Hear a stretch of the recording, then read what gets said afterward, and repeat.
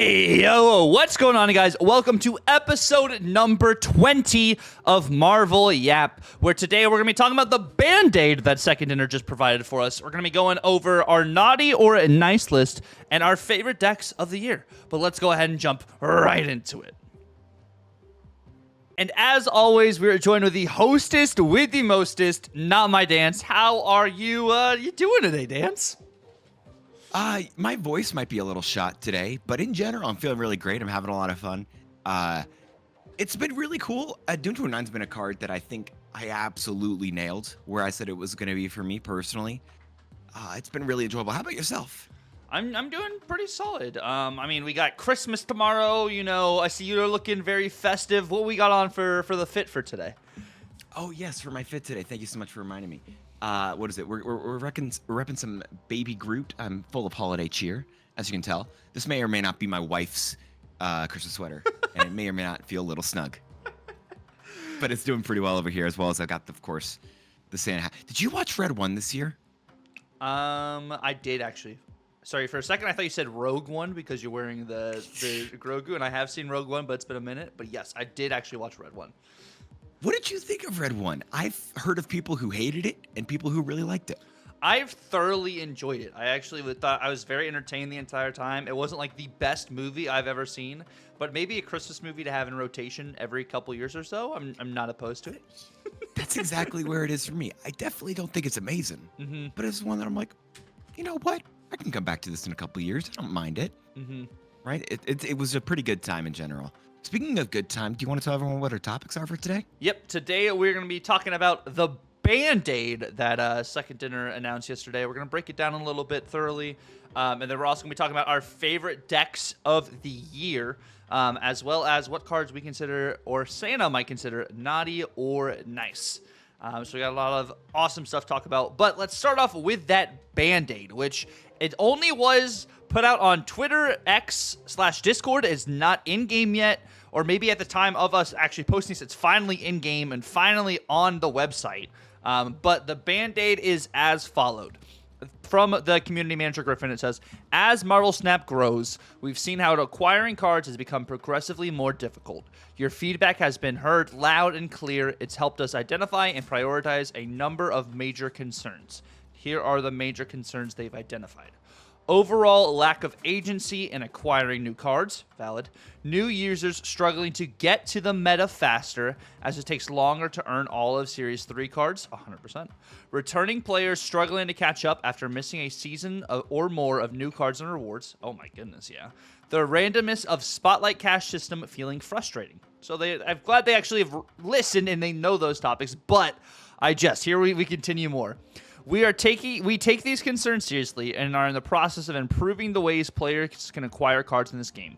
We currently have a design we think addresses many of the above issues.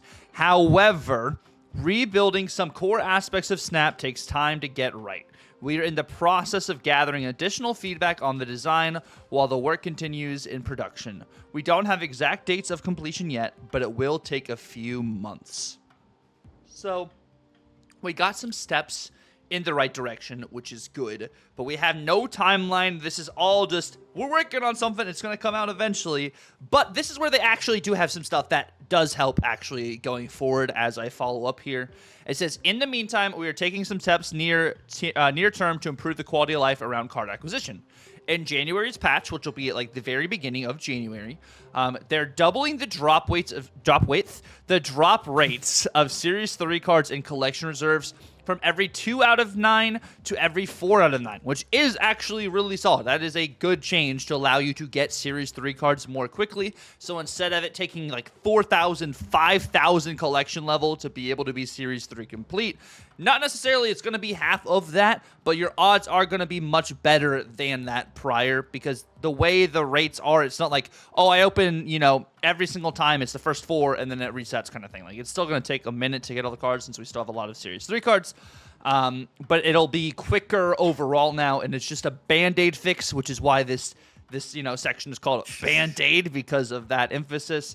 And then also now token payouts from the Spotlight Cash duplicates is going from 1,000 tokens to 2,000 tokens, which still is a major feels bad because the Series 4 drop rate opposed to Series 5 drop rate is 66% opposed to the 34% for Series 5. So if you are Series 4 complete, you're just pretty much going to get dupes.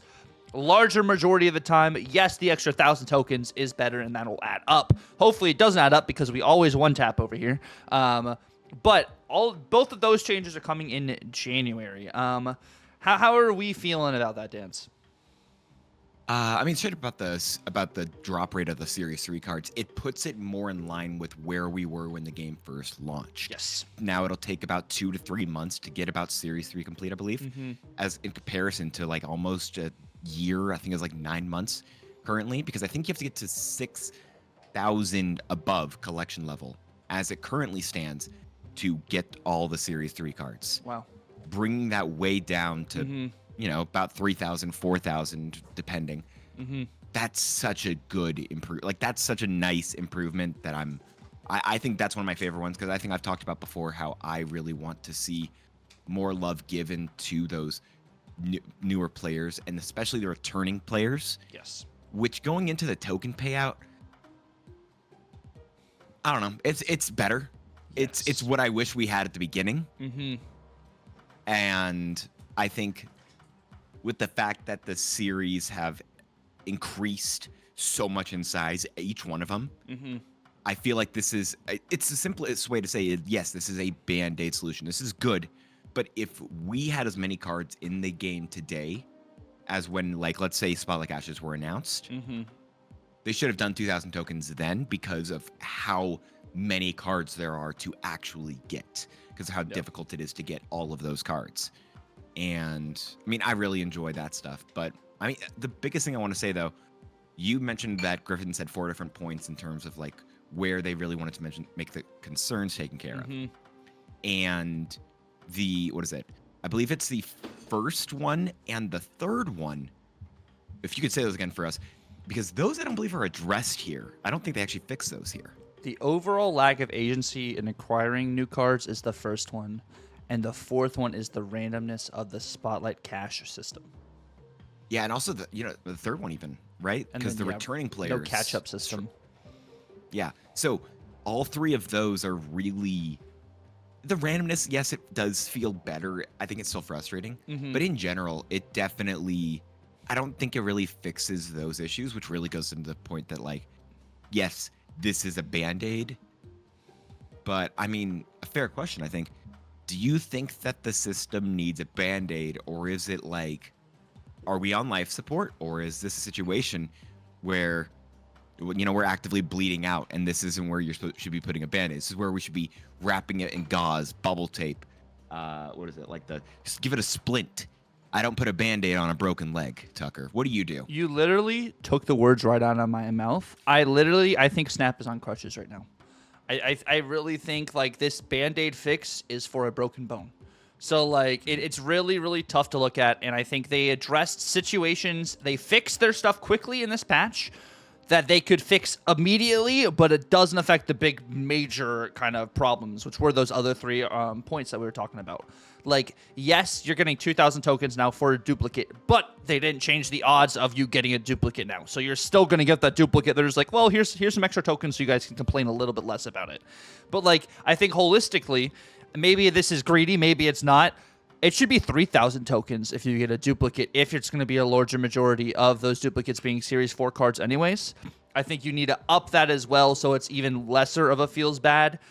But, I mean, the card acquisition's bad. There's no catch-up system. There was a cool catch-up bundle, but you had to pay money for returning players 2 or 3 months ago, where it actually gave you like an almost entire Hella deck of cards for $30, which was like really solid. We hadn't actually seen anything about that. But granted, it was $30.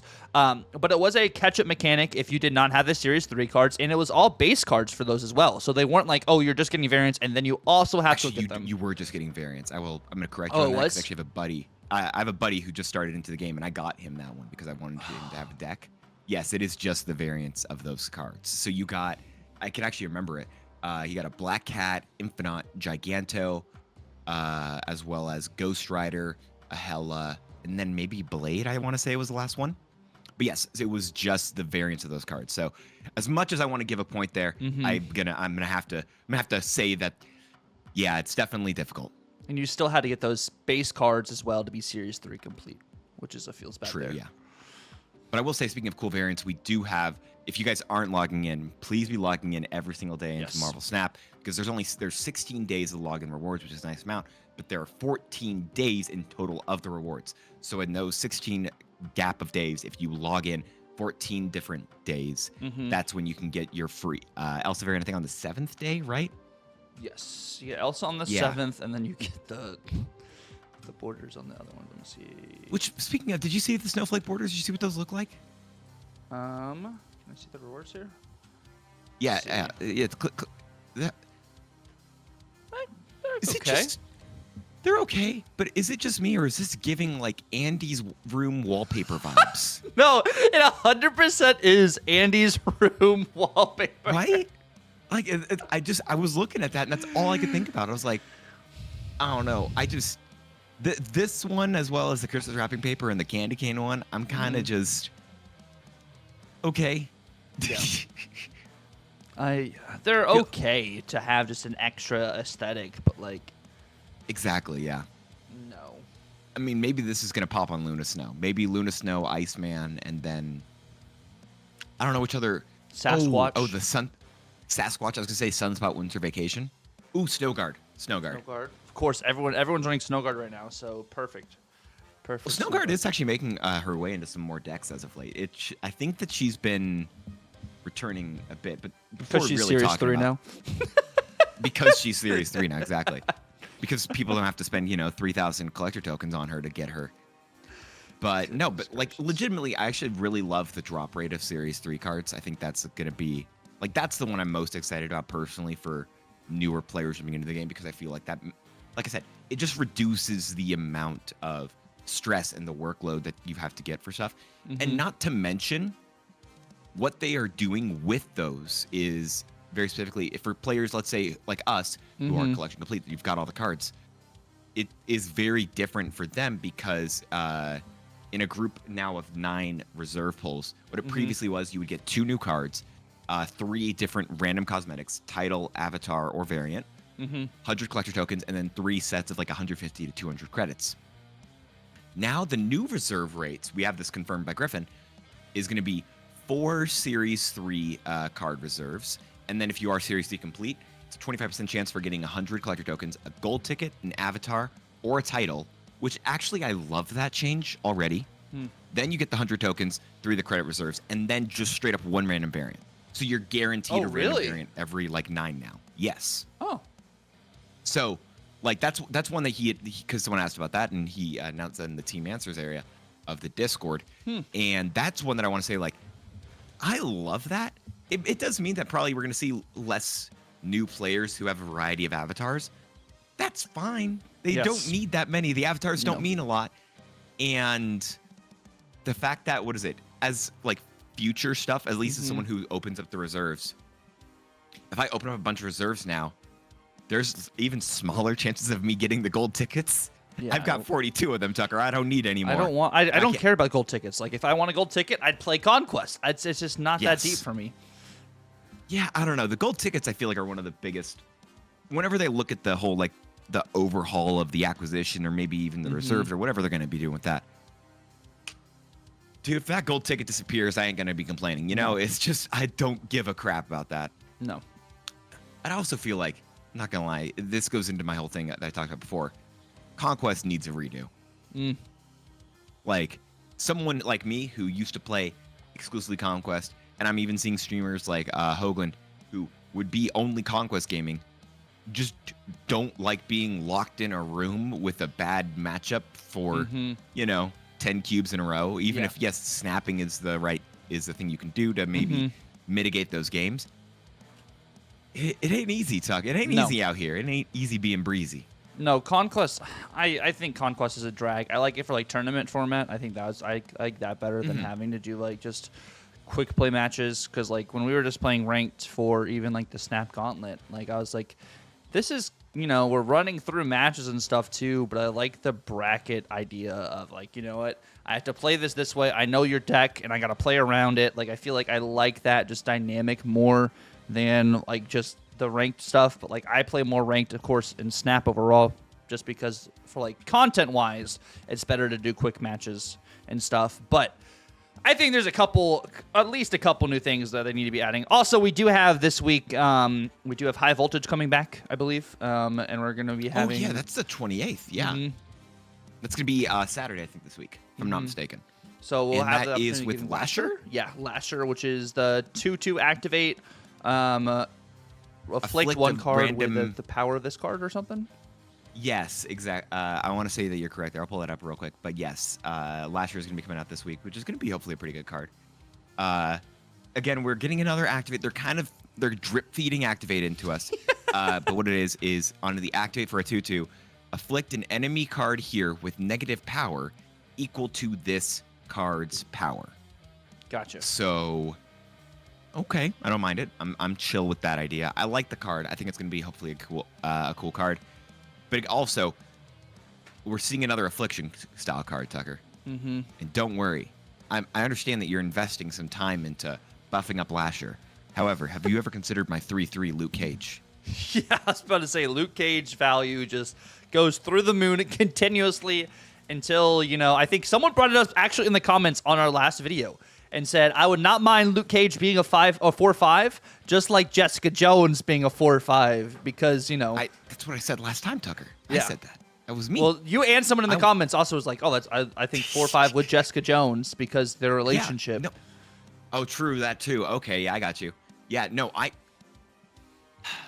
Luke is a card that can change the meta entirely and just kind of it's too easy to slot in a deck, let me feel some consequences for my actions in my deck. Luke Cage it doesn't do that for me, Tuck. It's too easy. It's too easy. But I definitely am really enjoying that a lot, and I'm gonna be hopefully enjoying at least all the login rewards. Hopefully I'll get them as well. But one of the things that really helps me enjoy the game, Tucker, are being able to play the decks that I personally enjoy. Being able to play the decks you personally enjoy. Yeah, my favorites. I like some decks too. I think we have a couple decks that have really just given us a bunch of just either copium, endorphins, or victories throughout the season. Do you have any deck in mind you want to start off with, or any archetype that you're thinking of? Yeah, and I'll say this is for the whole year, by the way. That's so this section, it's literally any of our favorite decks that we've had in the whole pretty much just year. If a deck that's highlighted that we really enjoyed, doesn't matter if it was good, doesn't matter if it was bad. It's just a deck that it sparked. It gave us the happy brain juice, whatever that stuff's called. But one that I think it was the introduction of Scream that made the negative move deck really pop, and that's been a consistently fun deck. The fact that Scream was just enough to make cards like Stegron playable, Tucker. I got my Steggy Boy. I got Steggy Boy, Tuck, and it's down. I love it. Scream's been a really fun card, just in particular in that, be able to enable that entire archetype. Because I really feel like it was one good card away from being a legitimate deck, from being a deck that we could actually play, push with, grind with on ladder. And we're here now, and oh my gosh, I love it. And I actually play this deck quite a bit, like if I'm just trying to do some of my daily missions, because it has so many different like costs for cards. Like being able to do the 4-cost missions too, because Miles becomes a one cost card after you move a card, gives you some of the value there. So I remember we were like, Scream's okay, she's just super niche, and then you're like, wait, actually no, Scream is really solid, and like we really enjoy like playing Scream, and like what she does is really well. I think that's a really good way to start it off. I think I'll start it off too.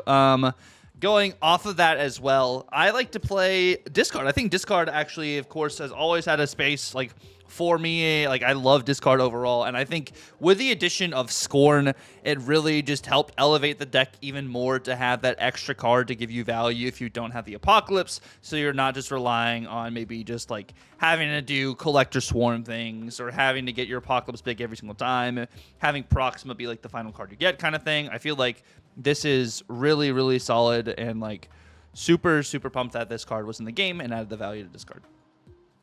Yeah, no. She's an absolutely great card. I think she's. I mean, I kind of still stand by her maybe being a little too good. I'm not gonna lie to you, Hmm. but yeah, she's definitely a lot of fun. I really enjoy her as well. I think she did a good amount for discard. But also, I will say, earlier this year, we had Hmm. another card introduced that also changed the face of discard when Proxima Yes. got added to the game. Hmm. And Proxima did so much for discard at the Yes. time, at least.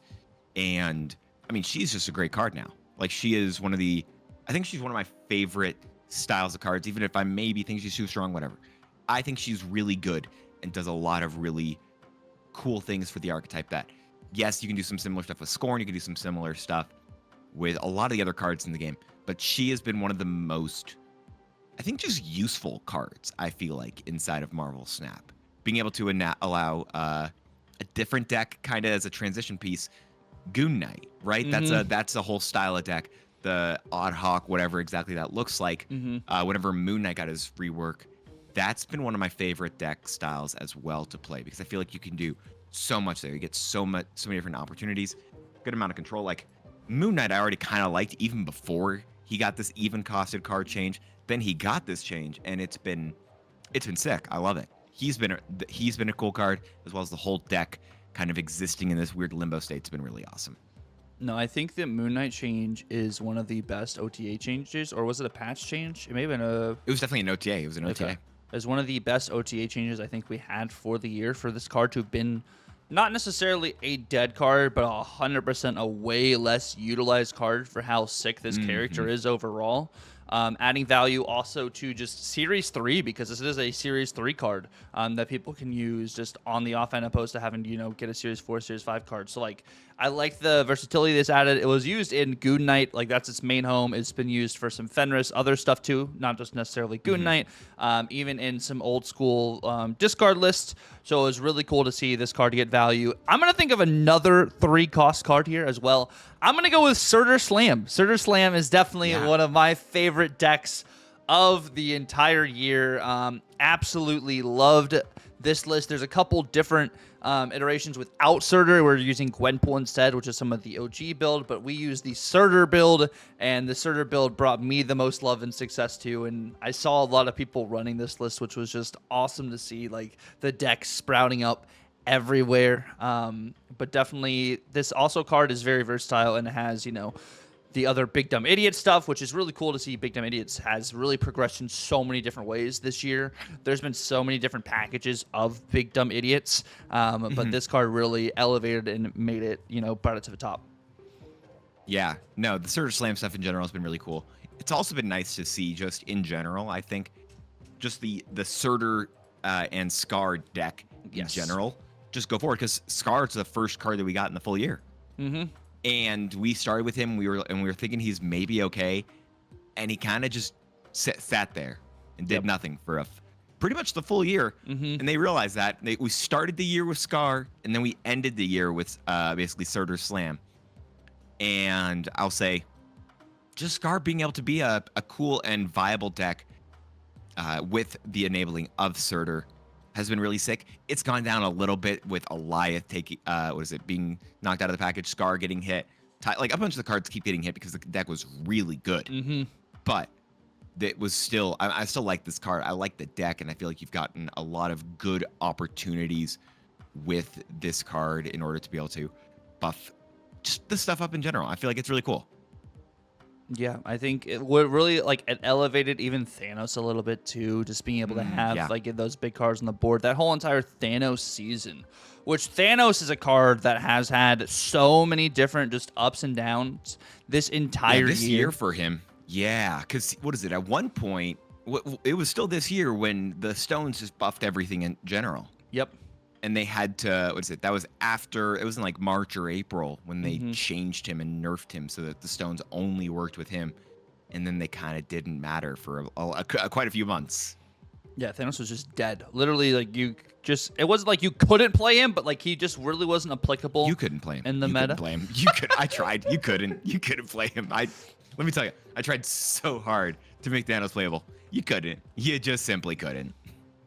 Yeah, I mean, but now he's actually like very playable. There was the whole entire Erisham saga with him too. We're not going to talk about Airshim because well, I mean, it's not one of my favorite decks. If Dan was talking about Airshim, Dan's going to talk about Airshim. We could talk about Airshim. I think even if it's not one of our favorite decks, I think it impacted the game. Like that, the Airshim definitively impacted the game. And honestly, I think you're saying previously with Thanos, I do think that the Thanos deck with Airshim might be like, I think Thanos might be a very good card, and maybe you're supposed to have it with Airshim due to the fact that you don't get energy for those first few turns. So the extra 1-cost cards you get for the first bit really help. So as much as I don't really, I don't want Airshim more. This isn't one of my favorite decks. I will say it did have a big impact on the game. Yes, definitely had a big impact on the game. Overall, it's definitely going to be probably something we talk about in our next segment later. So I won't dive into much more right now, but I will just say it definitely had an impact on the meta. Something, if we're talking about decks from the entire year, another deck that I always bring back and always have a lot of fun with is going to be Shuri Kitty. So we played a couple different iterations of Shuri Kitty this year. There's also an iteration going on right now. I really haven't played a lot of it recently, but this card right here has been in a large variety of my favorite decks this year, whether it is Shuri Kitty, also Black Knight, but that'll be another favorite deck kind of talking point we'll talk about in a bit. And then, of course, we still played some Shuri Sauron. Like, there still was some value there, and maybe, honestly, could be a time for it to come back now, too, if we're just seeing a lot of this Doom 2099 stuff. Just because you just if you can just go crazy vertical, you can kind of just outpower, that stuff. But I think we're just all in the mindset of, no, all this Doom 2099 stuff, and it's just like, just play Destroy. Just play some big, dumb, idiot stuff. Like, there's totally ways to output it. That's different. But yeah, definitely a lot of Shuri stuff I've been messing around with. I know I've been messing around with a lot of Shuri stuff. Oh yeah, no, trust me, I know you gotta love the Shuri stuff. I will say I'm looking at this 4/3 and I'm thinking of another card that does now live at the 4-cost stat line. Storm. Now Storm's a card that I feel like we could spend a lot more time on her, but I'll say the Storm Legion War Machine stuff, while it was toxic, I did have fun with that. I'm not going to lie to you. I did enjoy just being able to shut down the board and sit there like, yes, what are you going to do about this? But also, when she was at a 3-cost, the benefit, I loved it. There was a strong guy Storm Goose deck that worked for a bit earlier this year that basically shut your opponent out of the big cards in a lot of the lanes. When there was the Hela meta, when we had a lot more Thanos stuff going on, you could play that deck and just kind of stop your opponent from playing cards anywhere else, because you Cosmo one lane, you Goose another, and then you Storm the third lane, and then they're just locked entirely. And I feel like Goose is really falling out of the meta a lot as of late because of War Machine really picking up speed. Yes. But before War Machine was an ongoing card, that was a really fun deck. Yeah, no, and I totally agree. I think literally War Machine going to ongoing changed a lot of the state of the meta for the rest of the year.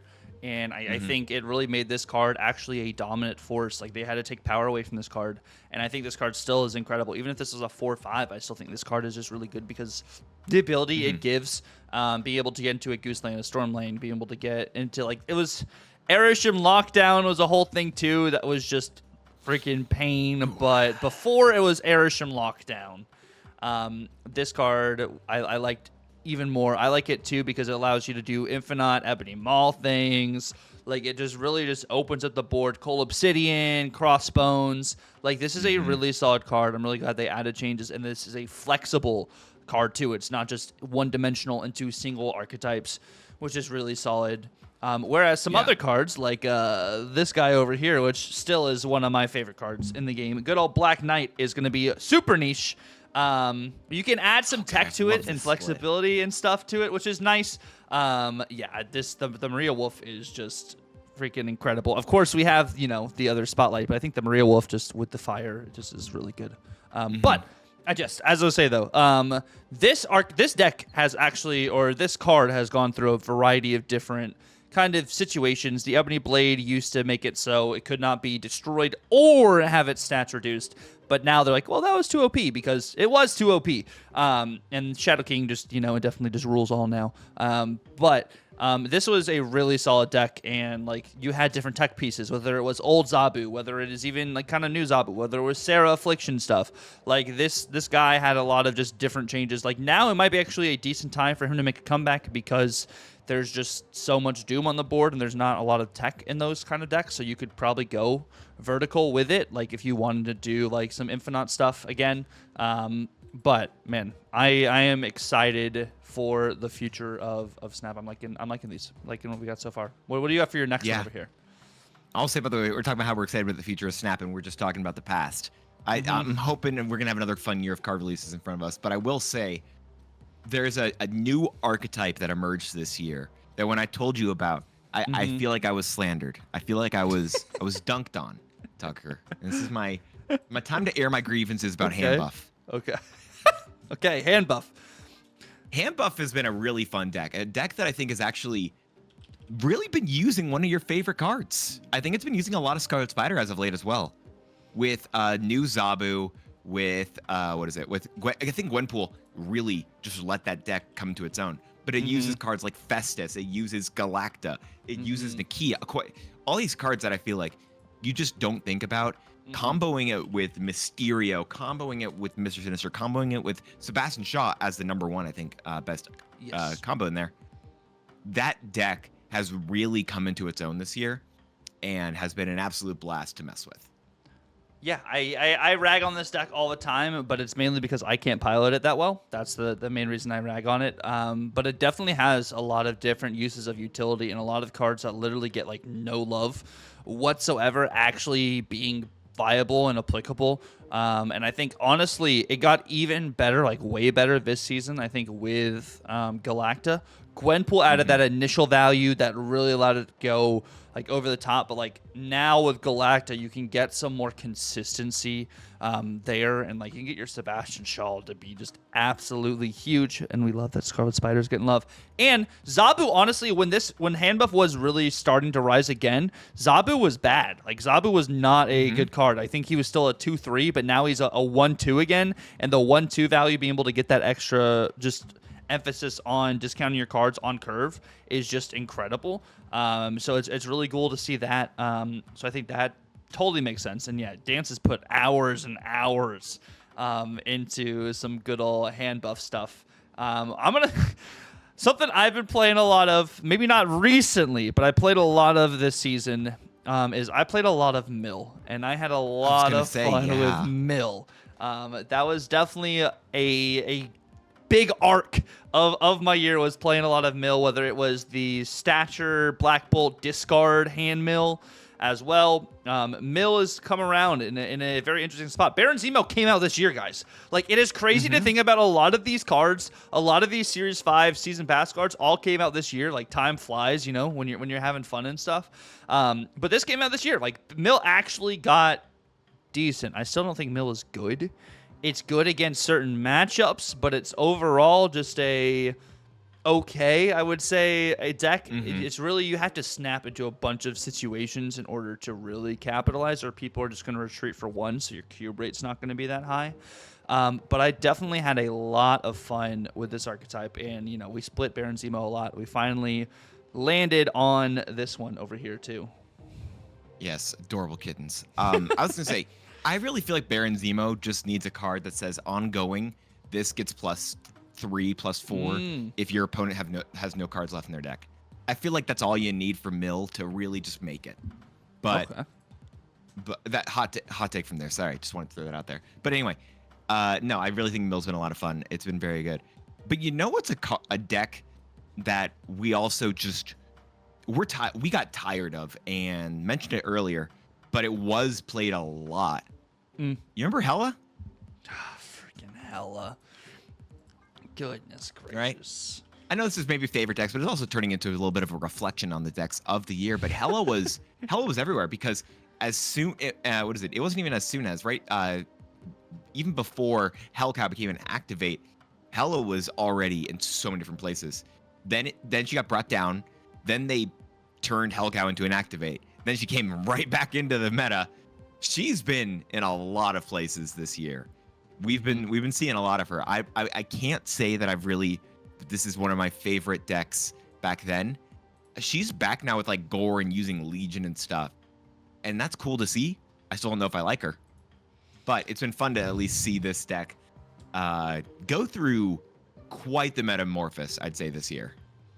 Yeah, no, this deck has been. I mean, Hella literally was so good. Had just a raw 6/6, and then they made her. Was it 6/3 that they dropped her to? They took power away from her. I think it was just they did the -2 and they buffed her back with it to make her a 6/7. I think is what it was. Okay, so she was 6/6.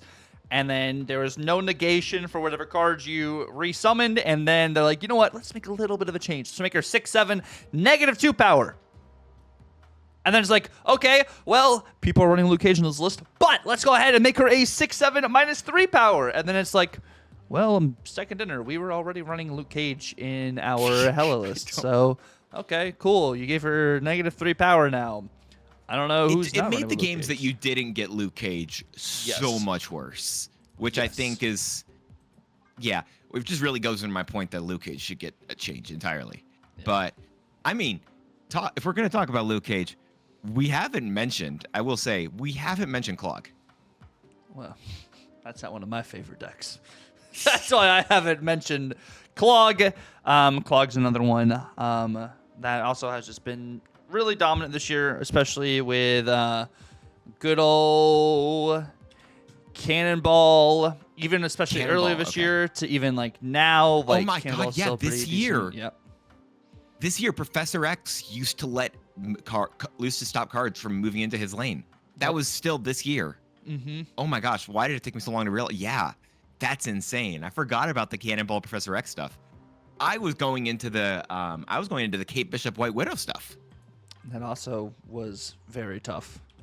Yeah, well, I was thinking about how much I like Kate Bishop, and then thinking about like, because the Acid Air I think is just one of the best ones. Thinking about all the stuff for her, and then White Widow I think for a bit of time was just the best 2-drop in the game. Yes, she was 100%. Yeah, but what is it? I know I'm giving some toxic stuff here, but I will say as much as I love to really think and like my brain work really hard in this game, I definitely have times where I'm sitting in bed and I'm like, I don't care what I'm playing. I just want to win some games and feel the happy juice. And I mean, that's where these are coming from. No, well, you know what gives me the happy juice? The happiest juice is going to be good old Phoenix Force. This right here is definitely. I think this and Surtur Slam are probably my 2 favorite decks to play this entire season. Or not entire season, this entire year. I learned Phoenix Force, and it just feels so good. The ebbs and flows, your snap conditions, and everything, too.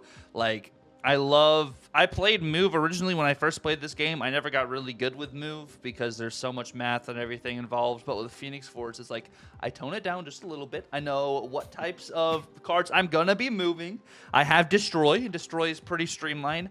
And just trying to fiddle, your way through all sorts of like different iterations. Like if I do this line here and I do that there, like being able to set this up always feels really fun and very rewarding. And your opponent has to always be like, okay, where are they moving here, moving this there? And there's been so many different iterations of Phoenix Force, whether it's with a Zola, whether it's with an Alliath, whether it's with a Heimdall, Symbiote Spider-Man, Aranya, Penny Parker. Like there's just been so many different ways to just flex this list, which just feels incredible. Even though it is kind of niche itself or kind of like locked in, your opponent's supposed to be like, well, which iteration of Phoenix Force are they running? Even though there's only 3, I lose to 2 out of 3 of these. Which one are they running?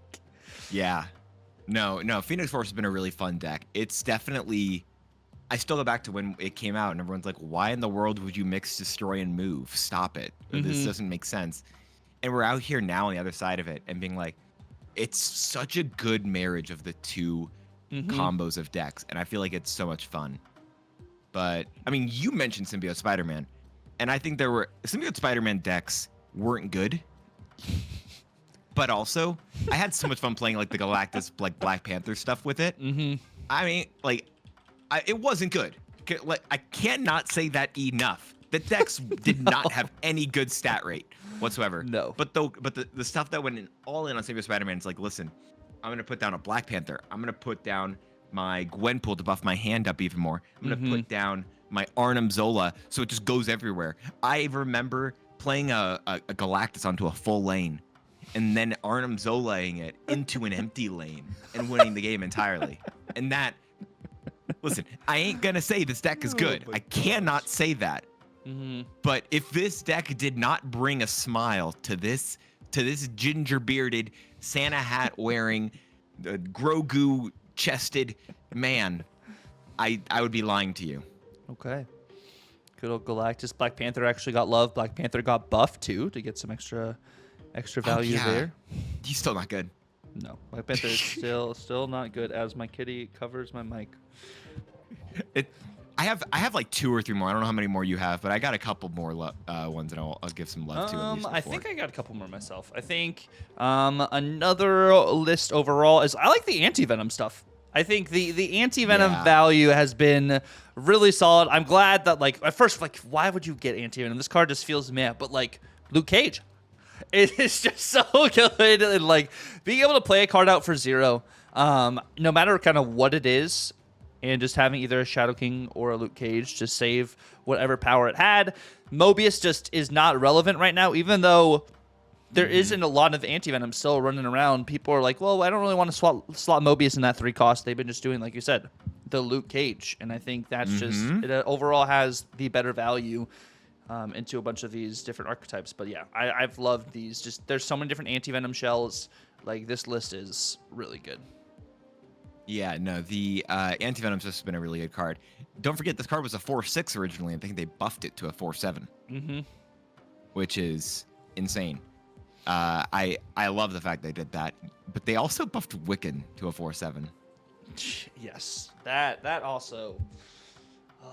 Like, I just think, as a community, we never understand how good power cheat is or energy cheat is.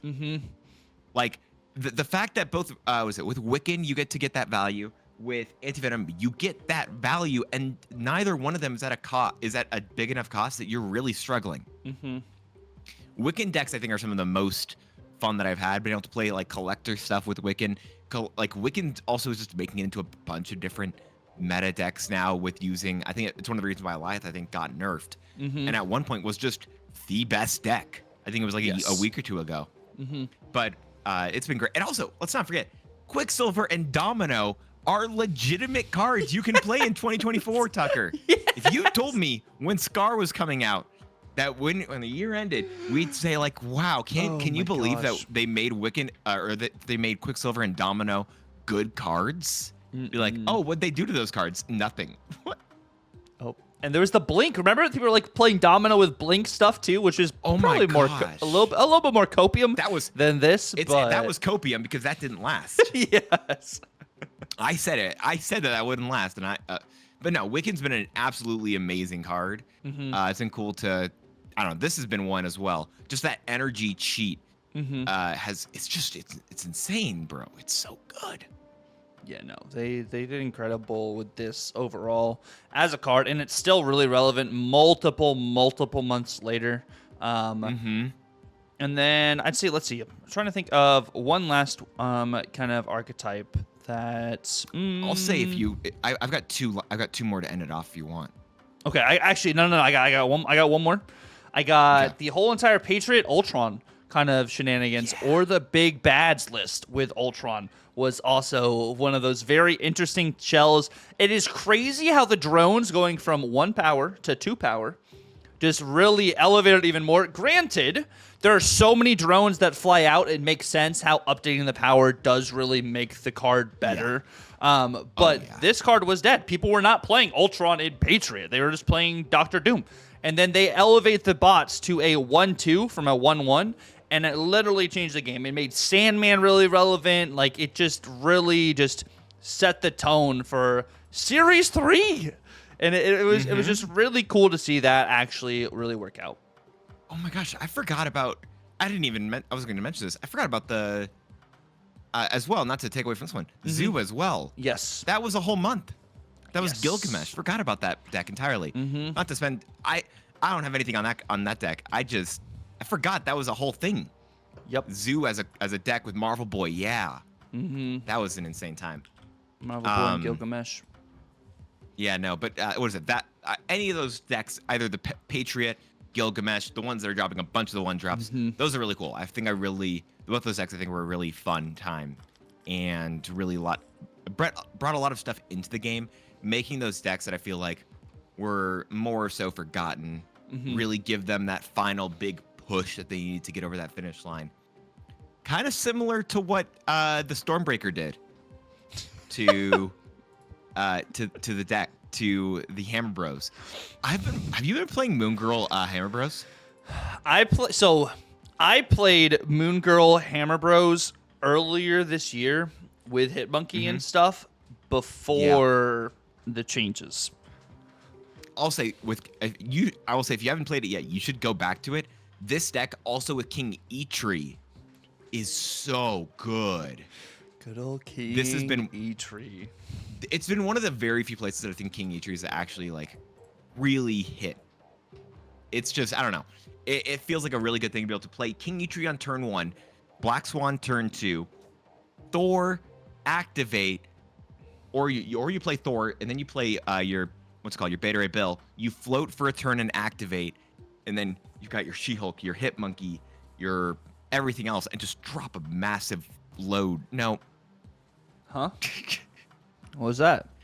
I've got a sore throat. Tucker. My voice is hurting. I can't be held accountable for what I say. Anyway, the deck's really cool. You slam a lot of power on the board, Tucker. Please stop laughing. Oh my. I didn't say anything. I didn't say anything. You heard me catch myself halfway through, and I was trying to figure out if I could change that phrasing halfway through there, and I couldn't. Oh my goodness. Caught in 4K. Or 720 or 1080, whichever. Whatever it is. Yeah, anyway, I'll say the last deck that I really enjoyed this year, and I'm really going to enjoy, I think, in this next upcoming week, High Evolutionary. This deck's been out of the meta for so long, and I'm really hoping Bruce Banner pushes this deck at least into a place where it's playable. I don't know. I can't imagine Bruce Banner doesn't assist this deck in a major way. No, I think Bruce Banner does assist this deck.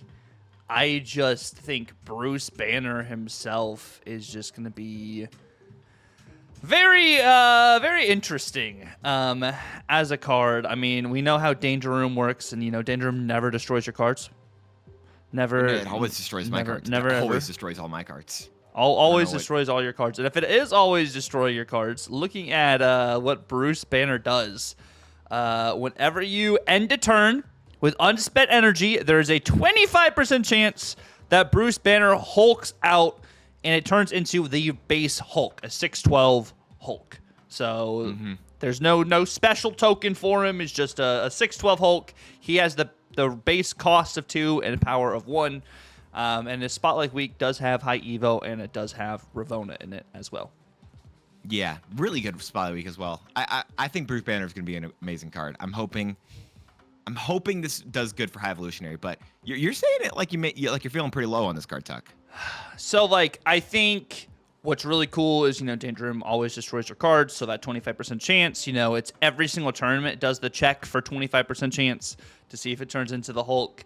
I just really think this is going to be a heavy Red Guardian target. And I think, I don't know. Yes, getting that extra 12 power on a lane is going to be incredible. And that can literally flip games if Bruce Banner hasn't changed and you float energy at the end of the game. But I'm just not entirely sold on this card yet, which you guys probably, hopefully, have seen the buy or bust where I talk about and break down my honest thoughts on this card. But I think the high end is really cool. I think it's be really cool if he turns into the Hulk. I wish it was a different token. I wish it was a brand new kind of Hulk token as opposed to just we had seen the other Hulk token, and I was wishing it was that one too, just even if it was the same stats. And I don't know. Maybe we'll be seeing that one elsewhere down the line. But yeah, I definitely do agree that I'd like it if it was a different token. I'm hoping. I want to run some what is it? Because I talked about it before with the Luna Snow stuff. Yeah. I want to go for the Luna Snow. Which I have a whole list. I have it saved. I'm looking at right now. It's got Sunspot Misty, and it's got an open slot right there for Bruce. Magic Kyera, Cyclops, Hope, Luna, High Evo, Red Hulk, She-Hulk, and then Base Hulk. The whole family, literally. I'm gonna do the. Well, the no, only you person don't I don't have in there is Scar. Yeah. Yeah, maybe Scar should be in there. I don't know, but I don't have another card to easily cut for it. But I really hope this deck is gonna be a good deck. I hope it's gonna be a lot of fun. And I mean, even if it's not gonna be a good deck, I'm hoping that I feel it each time. I hope that I'm gonna be like like with in Pokemon, right?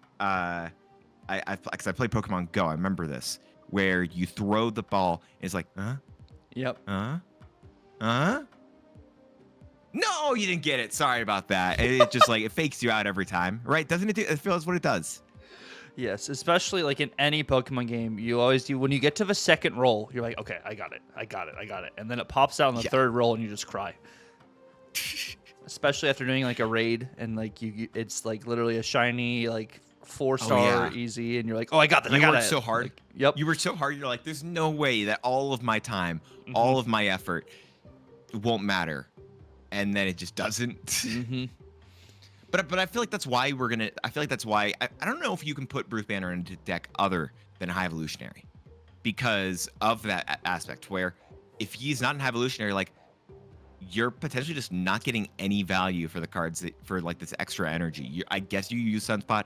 Maybe it's a Sunspot like She-Hulk, Infinite style deck, but I don't know.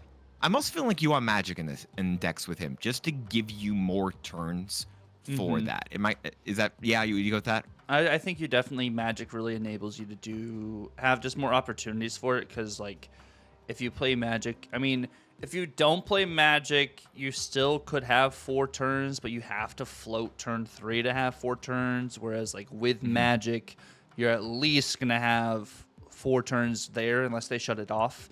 Because you're playing 2, you're playing 3, and then you float 4 with Cyclops. Maybe you float 5 with another thing. You float a little bit on 6. But no, I think Magic definitely is a card that synergizes extremely well with Bruce Banner. Do you Cosmo Bruce Banner's lane? I think Cosmo's a flex card you would put in the deck if you're running into a lot of Red Guardians. If you're not running into a lot of Red Guardians, I like the Kyra more. In that sense, but it really just depends on what your pocket meta is. That's part of the reason why I also wanted Luna Snow in the deck, because the Ice Cube provides a natural defense against the Red Guardian. Yes. So that's part of the logic, at least there for me. But I don't know. We're gonna have to wait and actually see with this card until it actually goes through. But I mean, speaking of waiting and seeing until cards like make an impact on the meta, Doom 2099. Doom 2099 actually surpassed my expectations of the card. I literally, when I was like making my Byard Bust and like playing this card, I was like, okay, I mean, it does things. It does things, whatever. And then I'm like, oh, this card actually is really good. Like, really, it's incredibly boring. Okay, it is incredibly boring, but it literally outputs so much power, especially if you can get this out early. It being a 4-cost, being able to work with Zabu, being able to work with Psylocke, like getting this out early. Board space is never an issue for you, right? It is sometimes. But the Dr. Doom synergy with it as well. You're finishing the game, you're like, oh, we're good. No worries. And then the other Doombot comes out, lags your entire game as it puts power on every single card on the board. And then you're like, oh, I just got casseroled because of Doom 2099. What is it? So when I first started playing this card, I was playing on my phone. I don't have audio on my phone. So I didn't realize until I actually played it on my computer, because that's where I have the audio. It does like a little ding, ding, ding, ding, ding, ding, ding, ding, ding, ding. Yes. That ding drove me up a wall, Tucker. That ding. If we're gonna talk about the naughty list, that ding is going on the naughty list. I'm just so over that in particular. The little ding, ding, ding, ding, ding. I get it. Yeah. I don't need to wait 30 seconds for you to show the +1 to all these cards. Okay, just go. Done. Look at that. But you have to count for the Super Scrolls. All the Super Scrolls, remember? God, the day of. It's convinced me more and more, especially with Pocket. I've been playing that because they just had a whole new set launch. I don't know if there's a way they can do it, but I want Marvel Snap to like release a bunch of new cards at the beginning of the month and give us a month of the cards. Like that. Maybe you add one more card with the game mode that maybe starts like halfway through the month or whatever, like the high voltage, Deadpool Steiner, whatever. But like the meta becomes so inbred on itself. The fact that Super Scroll was being played legitimately, like the first week of the month, we had a bunch of Galacta, but also we had, oh God, why am I forgetting who else it was this month? Snow. Luna Snow, right? And so it wasn't just an inbred thing of like, okay, everyone's running Shadow King for this. No, you at least had two different decks that were both fighting for control, and they were both trying to figure out where both those worked, and that was it. I want them to do something like that with, maybe just do that with the majority of the cards for the whole month. Give us 4 or 5 new cards beginning of the month. Let them all ruminate. Let them all figure out where they're going to be, and then the meta doesn't get so super congested. We're not going to be like, because whenever we see a new card, like let's imagine when Anti-Venom came out, we're like, all right, it's the Mobius week. Yeah. Why does it need to be the Mobius week? Imagine if just the cards could do different things. All the cards could exist in a simultaneous place. People could try to fight for the cards they really want. Whatever, you get that whole thing, and then that moves into the new stuff. That's where all the stuff comes in. Because also, if we're going to talk about like the Spotlight caches, it could even give people more value in terms of some of that. I don't know. That's just a different thing entirely. But at the same time, the inbredness that the fact that Super Scroll was such a good, like legitimately, I hated it, but it was a good idea for when this card came out. It hurt me, Tuck. It hurt me. It hurt me in my heart. Well, going off your first point, I do think that would be great for the game, and it's a huge but. Ayo. With the state that Snap's in right now, and I'm just talking about Twitch-wise, every new card day is when Twitch's viewership goes up for Snap itself, and then it declines for the rest of the week. So if they were to release everything right now as the way the game is itself, the first week, all the viewership would be the first week and then decline for the rest of the season because there wasn't anything really new until, like you said, the new game mode where they had that week would also be big with the influx, whether it's high voltage, Deadpool's Diner, or whatever. But I think that's probably the way they're looking at it right now, whereas other games have a lot of great success releasing everything at once and letting it all trickle through. And there's new this week. There's this OTA this week where we've updated these cards to work with all these cards that have already come out, in the beginning of the season. I think if Snap were to switch gears in some sense there, I think that totally could be applicable. Just right now, unfortunately, we can't do that. But I do agree. I would love for them all to be out at the very beginning of the season, have more time to really test, mess around. It could make these OTAs even better because it could reflect all of the new cards that just released too, seeing the statistics there. But unfortunately, it feels bad that we can't do that with Snap just yet. Who knows? Maybe 2025 will be different and we'll be able to actually do stuff like that. But as 2024 comes to a close, we have some cards, or at least I know I have a lot of cards that are either very naughty or very nice. And I guess if we have Doom 2099 on the screen, I think Doom 2099 is a nice card. I don't think this is a naughty card by any means. It doesn't make the list. I mean, it's very recent, but I don't think this card is like, very aggravating to play against. It's just like kind of annoying, but like nice things can be annoying too, God, I don't know enough, but I can't say anything on this card to put it on a naughty or nice list because I feel like on one hand, it does. Like I talked about this card a while ago when I first was like breaking down why I was really excited about this card. On one hand, it is going to be a brand new card that elevates Dr. Doom on its own, and that's really cool to me. Yes. On the other hand, it promotes the style of gameplay that I think is probably gonna be best with it, like the Sandman stuff where you're playing exactly one card per turn, and that's really boring.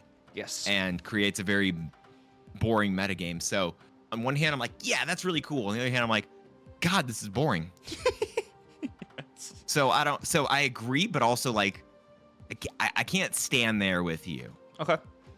But you know what? There's a card I'm going to say is in the nice list, but I think we need to figure out what your punishment's going to be, by the way, Tucker, for gore. Are you sure about that?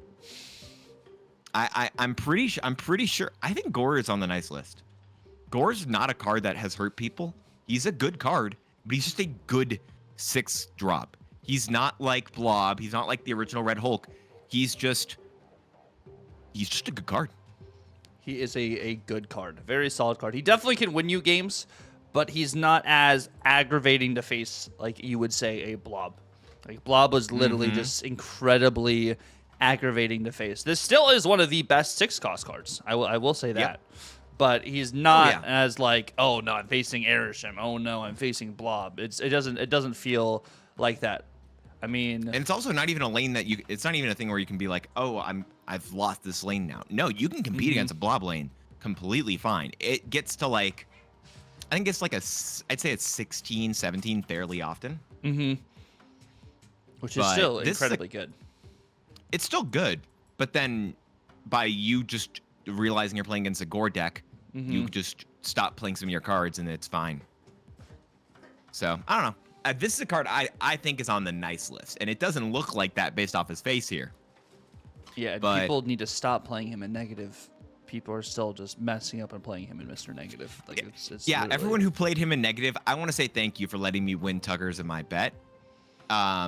It's because of you and you alone that Dance can win this bet. It literally Otherwise, is because I of think Mr. Tucker would have been. Gamers. I think Tucker would have been correct there, but it doesn't matter because gamers be gamers, and y'all keep sucking that negative. Let's go. Yeah, because you guys played Mr. Negative, where all the other Gore deck lists are literally great. Amazing. I said it. I told you, bro. It's a good card, but people are gonna play him in negative, and he's gonna suck. Yeah, and then you guys are literally bringing down Gore's stats because you guys are playing the wrong decks. I can't believe you guys. That's why he's on the nice list for me, bro. And I think he's an he on your incredible card. Yeah, he's definitely on the nice list for me. He's right. good. Yeah. Now, I will say I'm gonna go ahead. If we're gonna go huge off the rips. This card is a naughty card. Absolutely naughty card. Yeah. Like, I think from when this was released, it was like, okay, we're playing Arishem. Cool. This is fun. And then I'm just going to play Arishem for the rest of the year because I can't play anything else. Is the vibe I got. Not saying that's why people are doing it, but that's just the vibe I get. I don't want to play anything original. I just want to plug the new card into my Arishem list. I want to have that extra energy. And I'm not even going to play the new card. I'm just going to play Blob. I'm going to play Eliath. And hey. I have Shang-Chi. I have Shadow King. I have every tech card. Oh, and also, prior to last week, if I don't have the tech card, in my hand, I drew it from Arishem anyways. Like, it's just... I hate that. Oh, God. That one was a bad one. Yeah, no, this card definitely deserves to be on the naughty list. This card just, I don't know. It just, like you said, I feel like it just kind of created just this easy style of, yeah, don't care. I can just win with this anyway. And I'm going to say, just for the argument against it, yes, there were a subset of players who played this because it let them get new cards and they didn't have to, like, buy it. Or they didn't have to buy all the new cards. And it was just, like, a bunch of new stuff or whatever. At the same time, that subset of players was so minuscule. Majority of players who had this had the choice to buy of a lot of cards, and they chose to play this card. So, I don't like it. I don't like this card. This card just created unfun gameplay. I hope this card is bad enough so that next year it can go on the nice list. But for now, it's not. This card's on the naughty list, 100%. Yeah, no, this card is better now, I would say, but still, no. Yeah. Tucker, I've had my crosshairs on a card that I've mentioned a few times today, and I will mention more. That I think's on the naughty list. Okay. Because the game cannot exist with this card being on the nice list. Lucas Cage. Lucas Cage is on my naughty list, Tucker. Oh my goodness. Makes the idea of affliction decks not work. He is too game warping. With too little investment. This card's on the naughty list. I get it. This is crazy. I mean, for what he does, like he started off this year. Did he start off this year as a 2-cost? Was he a card that only affected his lane? That was a thing at That one also point. that was also a thing. He was a 2-cost, and then he was single lane, and now he's global again. It was better. Goodness Hot take. gracious. It was better when he was single lane. Maybe I'm wrong there. Okay, maybe I'm wrong. But still, don't. What is it? Yeah. So at the end of last year, he was changed. Oh wait, no. Yeah, at the end of last year, he was changed to be a 2/3. Your cards here can't have their power reduced. And beginning of this year, they removed that here restriction in what is it called? In February. But this card's Lucas Cage is one of the most warping cards in the game. I want there to be a cost for using him. That's it. That's it. There just isn't right now. No, it's just Like a- 3 shots, so just flexible. Too much of a good thing is a bad thing, and that's why Luke Cage is on my naughty list. No, and I respect it. I think what I do like the change they made from last year to this year is that he's a 3-cost for it to be global. I think that's really good. At a 2-cost, it was just way too easy. But I think at a also wonder if 3-cost it's now, power it's too easy too. It is. Oh, it definitely is power creep too. Because like at a 3-cost, I think it felt fine. Maybe it was just like the difference from point A to point B. But now that we have so much competition in that 3-cost slot, I think this card just doesn't track there anymore in that area. Yeah, no, I respect it. I get why you got Luke Cage on the naughty list. You know who I got on the nice list though, and probably is too high up on the nice list. Good old Hydra Bob. I got Hydra Bob on the nice list. At first, everyone's like, this card's absolutely trashed. Martyr who? Titania who? And now it's like, wait, Hydra Bob is in like so many different lists now, and literally just wins you games without him moving. Like, he doesn't even have to do his ability. Like, if he snaps too, you account for the snap. This card just is, it is incredibly good. And it just, chef's kiss. When we saw Dynamite at a 2-cost, I was like, he's incredible. And then a 1-cost 1/4, you're like, I don't like him. And then you're like, that one extra power. The one extra power makes a big of a difference there. I hit Infinite with Hydra Bob at a 1/4. This card is a good card. It has been a good card, and it was a good card. It's just gotten better over time. The more and more time. This card is one of the things that I really think showcases why the Spotlight system is flawed. Fun fact. Because you're supposed to take that first week to figure out whether or not a card is good. Yes, they told us that the card was going to get changed. They told us that with very little time left in the card. And you could, and again, that's only if you're in the Discord. That's it. Which again, it's one of the reasons why I will continually push to join the Discord if you haven't. It matters. Yes. But this card I think is very explicitly like a card. It doesn't matter on the first week. The first week is not enough time to see if a card is good or not. The more time, we need more time with cards to be able to figure out whether or not they are legitimately going to be good or not, because so many cards that come out in that first week are like, oh, it's garbage. Oh, it's amazing. And then we wait a month and we're like, oh, why do we like this card again? Like, is it really that good? Really? Are we? But yeah, this is definitely, I think, that one personally for me, where it's just like, I like the card. I just also don't think, I just feel like people didn't understand it enough. Yeah, no one understood enough, and they just literally didn't credit. They're like, it's a 1/5. It's just a 1-cost card. Why would we want a 1-cost card? But you look at some of these other 1-cost cards, you're like, oh, they actually have incredible value. But who do you have for your next card, Dance? Well, thankfully, I did travel to the nice list as well this year, and let me tell you, I've got Thor on my nice list. Thor. I just got Thor. For not just because that this variant is freaking incredible, not to mention the actual Mjolnir's nullified as well. Let's not even forget about those, because I do think is it today that there's a Nullmus album that has this card in there, I think? Yes. Yeah. So not even just because of that stuff. Also, it's just such a fun card to let it sit there. Like I've let Thor sit there, and then I put a bigger card behind it so it gets safe from Red Guardian, and then I've dodged probably for the rest of the game and just dropped the Mjolnir on the final turn just to get so much value here on this card. And it's not crazy. It's not the best card in the game. And I want Mjolnir to get more power. Yes, yes, yes. But gosh dang it, if this card isn't fun. It's a good time. I mean, I don't think this is a naughty card by any means, so I guess it is a nice card. It's part of my logic there too. This card has never hurt me. There are many cards in this game that it doesn't matter if they're like not bad. They've hurt me. This one has. Thor hasn't hurt me, Tucker. He's been a good bean. He's been consistent. He's been kind. He's on my nice list. Yeah, I think that's a respectable card to have on the nice list. I can get behind it. That's fair. Who do you got? Who you got? Let me think. I kind of have Shadow King on my naughty list. I think Shadow King is a pretty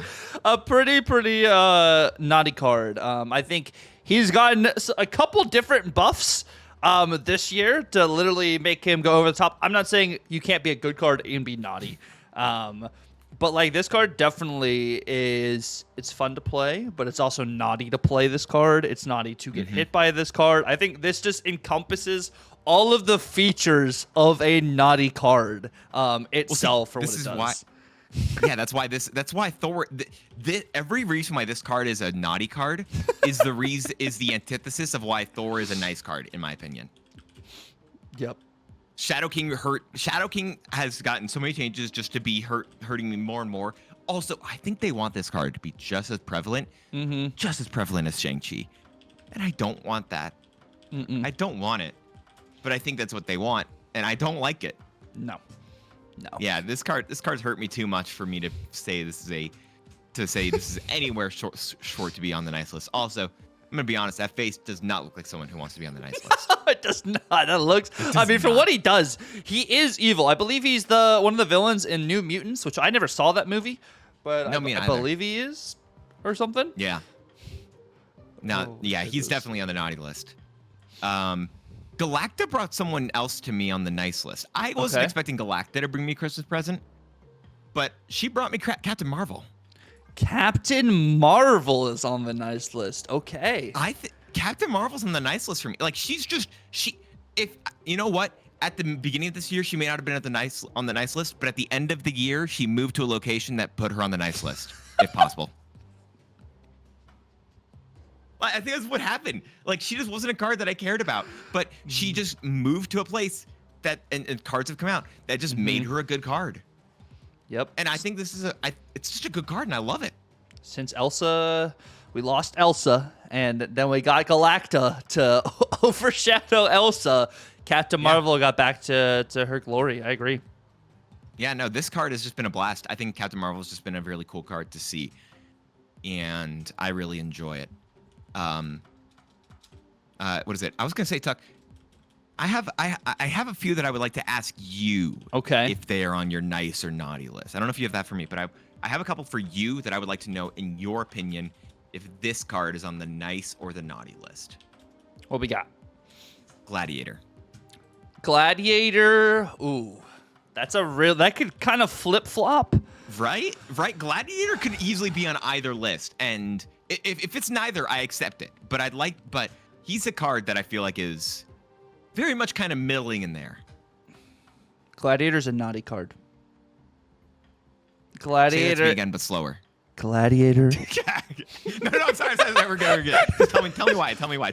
So, like, Gladiator is a naughty card for you and your opponent because the way it removes a card from your opponent's deck that gets destroyed if it has less power than Gladiator, or it sets up your next turn Shang-Chi. And I think what he does is very mean. It's very mean, very menacing. The nice stuff is it's nice for you because if you destroyed one of your opponent's combo cards, they can't use their combo card. But it is a very mean card, so I think that makes it a naughty card. Okay, that's fair. Do you mind if I ask you a few more cards, whether or not what list they're on for you? Yes. Okay.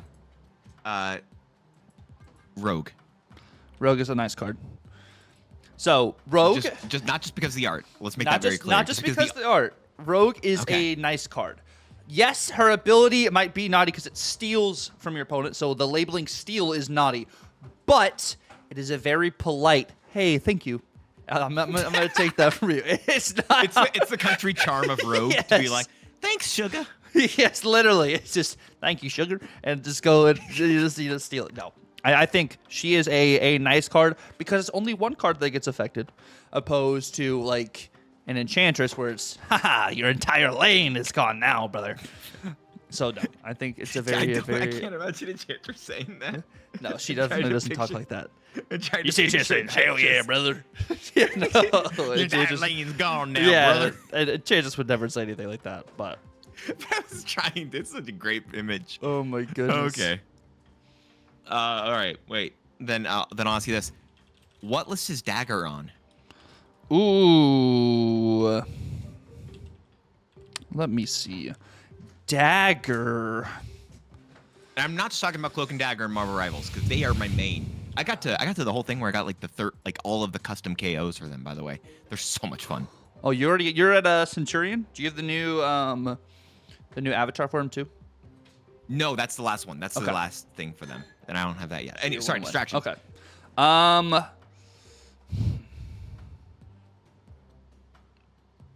Dagger's a naughty card. Dagger I was kind of thinking you'd say that. I was kind of thinking you'd say. God, stop repeating it. Stop repeating it. This is I regret this section so heavily. Tell me why she's a naughty card, Tucker. Oh God. Oh. So, any card that has +3 for the most part is either really beneficial because it only can, do something maybe one time, or it's single lane kind of, or like once a turn kind of thing, maybe. But like Dagger herself is like, oh, you're loading up your lane over here? What if I just get 12 power? Oh, you saw me get 12 power? You want to see me do it again? This card literally just goes crazy. And I think when they brought this to +3, yes, you still have to move it to get the +3 power. This by itself is just naughty in the sense it's like, oh, I see you doing something, but I can do it better. Yeah, you have a lot of power here. Well, I can get more power. And that's kind of just interaction and being able to do it over and over and over again. And the way Move is a very naughty deck because it's like, oh, I lost priority. What are you going to do about it now? How are you going to kill my cards now kind of thing? And I think Dagger definitely falls into the naughtiness there. No, that's fair. Okay. I had two other ones that I wanted to ask you about. Okay. One of them being, I just lost it. Oh God. Okay. Oh yeah. Swordmaster.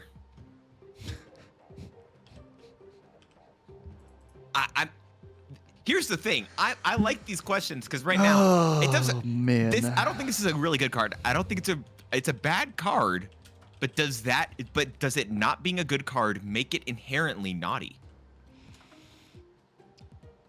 No, this is just that one card. Like this is that one cousin. You're like, oh, did we invite Swordmaster to the Christmas party? Is this that one card that really makes you feel like, wow, wait, Santa only gives gifts based off of the parents' income? What the hell? Oh man. Is that where this card is for you? It's on neither list. You're like, this doesn't deserve to be on a list. Is that where this is for you? Yeah. This is like oh my word. All right. No, this card. I have one last one then. Yondu. Similar to Gladiator. Yondu's naughty. But I would say it's Yondu is less naughty than he was at the beginning of this year. Before they tweaked Yondu, before Baron Zemo, when Yondu could just destroy the top card, where it was completely random instead of it just being the card that cost the least in your opponent's deck, it was different. But I still think this card's naughty. I think it's naughty, but a little bit less naughty than the beginning of the season. Okay, that's fair. I like it. No, those are some good. Those are some good naughty or nices. Mm-hmm. What list are you on this year, Tucker? I am on the nice list for sure. Right? Why are you asking me? You should know this. I don't know. You could tell me if I'm not on the nice list. You are Santa Claus. You have the hat on. That's why I'm asking you. That's why I'm. You're gonna have to ask me next year because my voice is too shot to tell you the full story. But ask me next year, Tucker, on the what episode? This is like the 20th episode of Marvel number Yap. 20. We're on number 20 Yeah. right now. So ask me on episode number 72, I believe, of Marvel Yap, about the time where I dressed up as Santa for a family Christmas party, and how I don't ever want to be dressing up as Santa ever again. Oh, really? You're dressing up as Santa this year? I did in the past. Oh boy. It's a past that's behind me that I'm gonna have to leave people in suspense, and it just means that y'all are gonna have to keep listening for another 365 days, another 52 and a half weeks.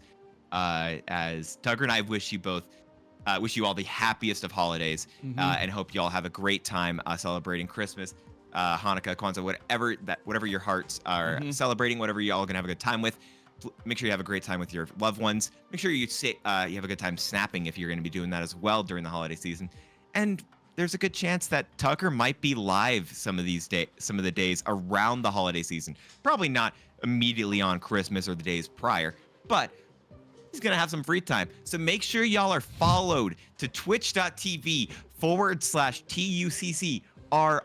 So make sure you're getting all that amazing content, not to mention the channel that you're watching this on right now. Yes, you're currently watching a couple of us yap right now, but in a few days here, probably not tomorrow because it's Christmas, but in a few days here, Tucker's going to be talking about Bruce Banner and why he's going to be eating his words, just like that delicious figgy pudding he's going to have tomorrow.